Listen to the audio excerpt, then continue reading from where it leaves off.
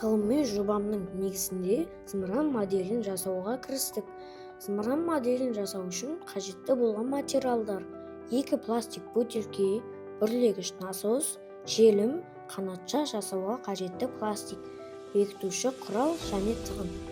Зымыранды сынау барысында зымыранды бірнеше рет ұшырып көрдім. Бірінші тәжірибемізде зымыран жоғары биіктікке ұша алмады, өйткені ауа тым жеңіл газ болғандықтан зымыранды қозғайтындай күш бермеді. Зымыран тегіс қону үшін оған кішкентай қанаттарды бекіттім. Отынның массасын арттыру үшін ауаға суды қостым.